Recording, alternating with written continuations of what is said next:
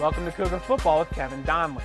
Back in 1998, the Cougars' first football season, we went into overtime with Walsh University, losing the game 44-41.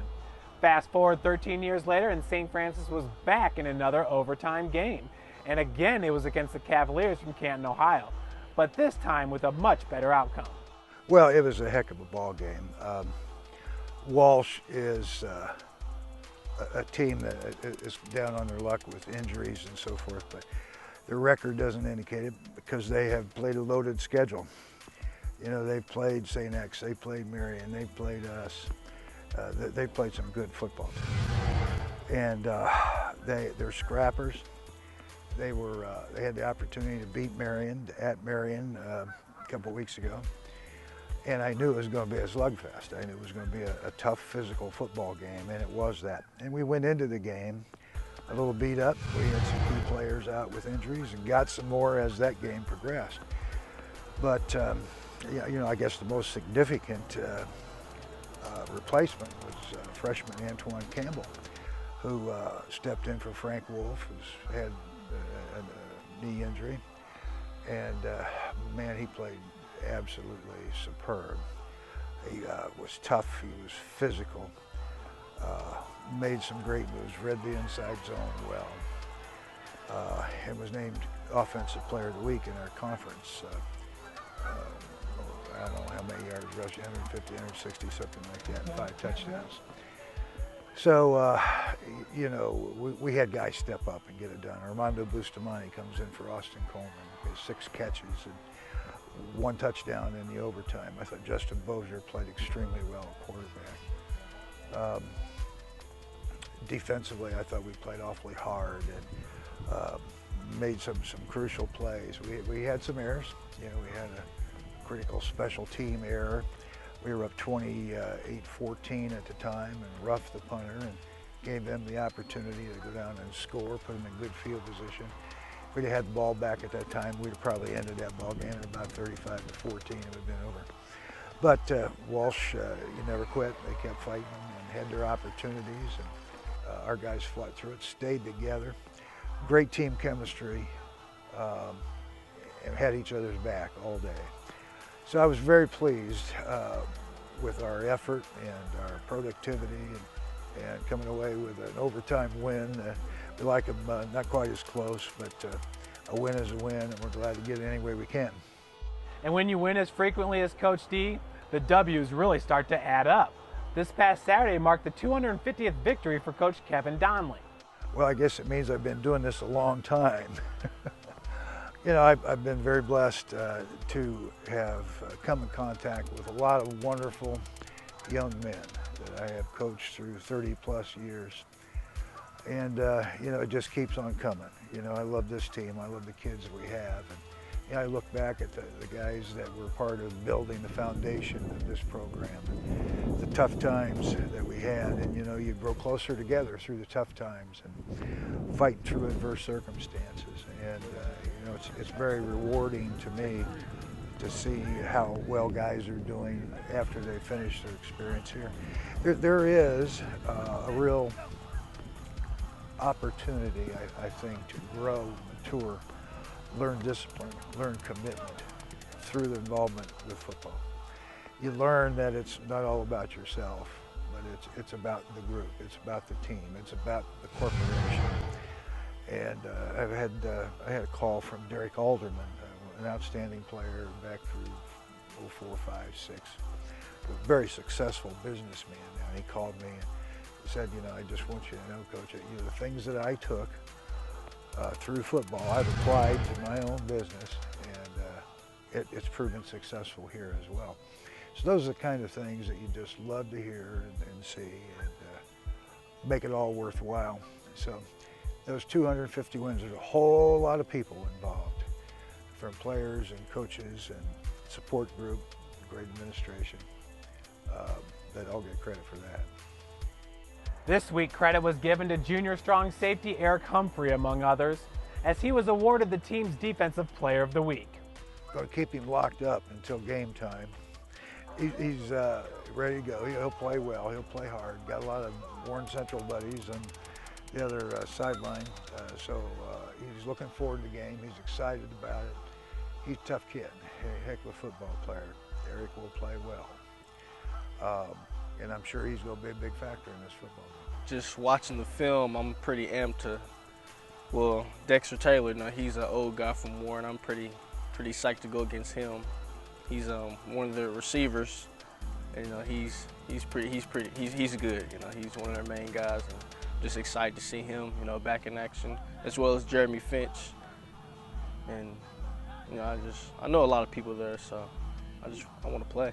Because everyone knows that, Finch and Dexter's at Marion. They keep telling me, like joking around, like, we're going to lose. They got Finch and Dexter Taylor, so.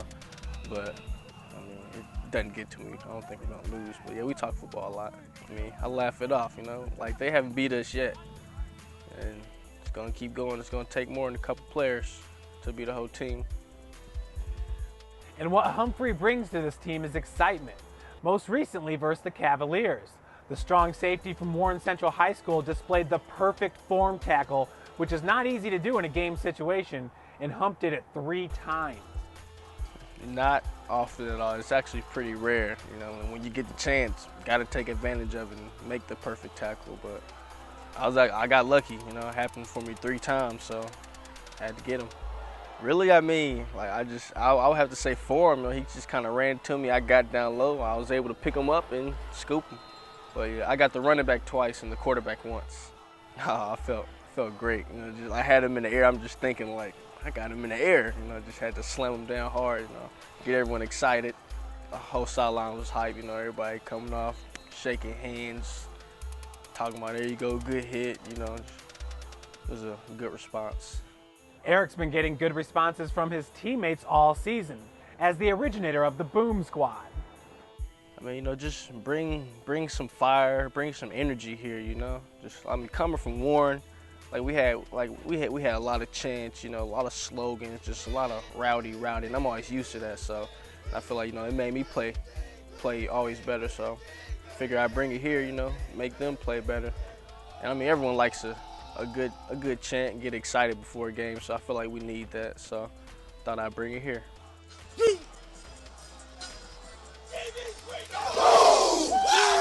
Me and a couple other defensive players are looking into some stuff, like a whole defensive breakout, like before the game, so we cooking it up right now. Cooking it up on the football field versus Walsh was Antoine Campbell. The redshirt freshman tied the school record with 4 rushing touchdowns and set the school record with 5 touchdowns overall.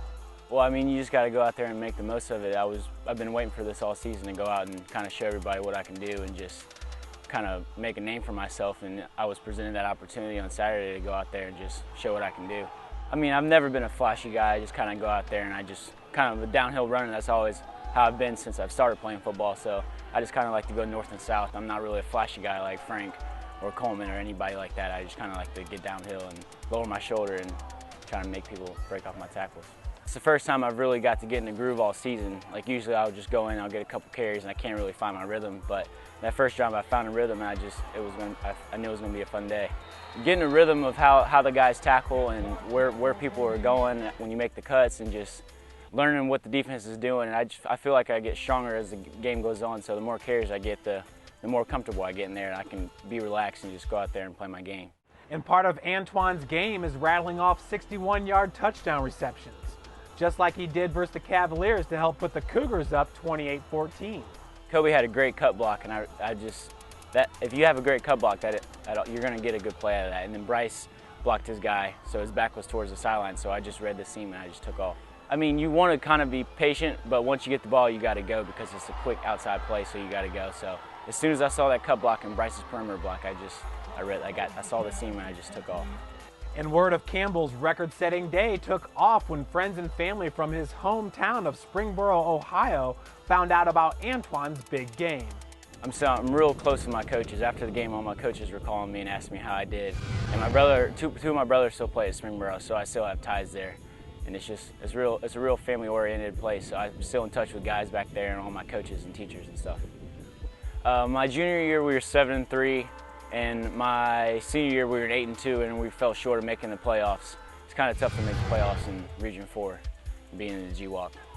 It was great. There's a lot of support out there, especially when we're rolling. In my senior year, we were rolling, and we have a brand new stadium, so everybody likes to come out and try to fill up those stands. So it is pretty nice.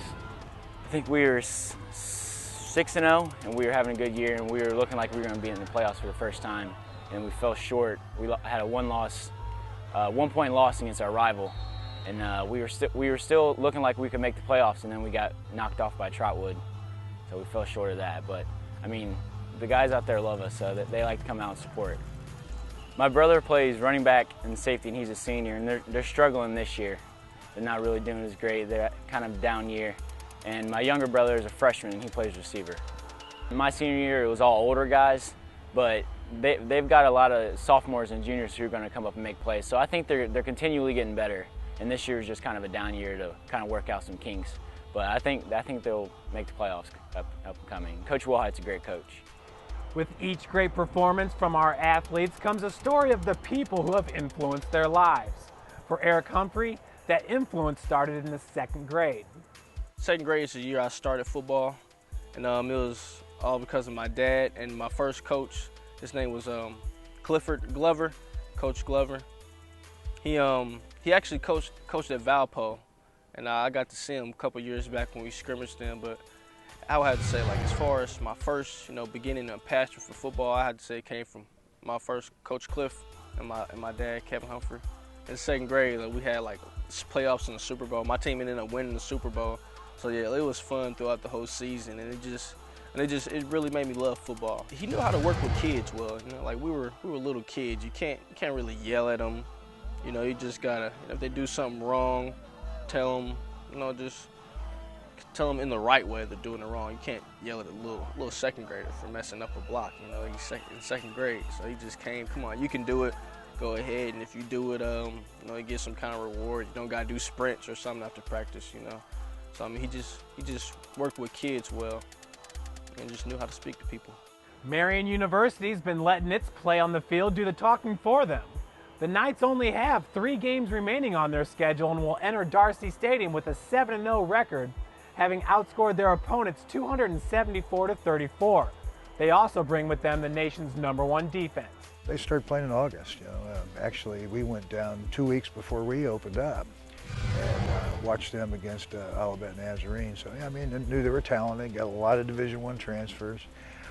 Most of them not playing in starting roles, but in backup roles. Other than Taylor, who's a receiver / Wildcat quarterback. He's a tremendous athlete. Another Warren Central guy that I think all of our Warren Central guys know.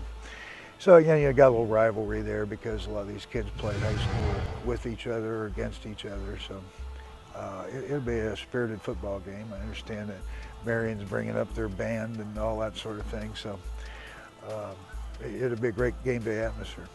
And amidst the great atmosphere, here are Coach D's keys to success. Well, games like last week, like the week before, there's going to be, I call it punches exchange. There's going to be big plays on each side. And people are going to keep chipping away at one another. And, you got to have the courage. When you take one, you got to come back with 2, and you got to fight through it. There's always going to be ups and downs. There's going to be more momentum changes in games where you have 2 outstanding football teams going against each other.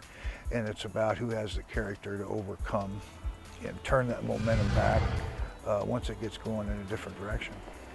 Be sure to tune in to Catholic Redeemer Radio, WLYV 1450 AM, or watch us live on our livestream.com channel, USF Cougars. Coverage begins at 11:45 a.m. Thanks for watching, and go Cougars.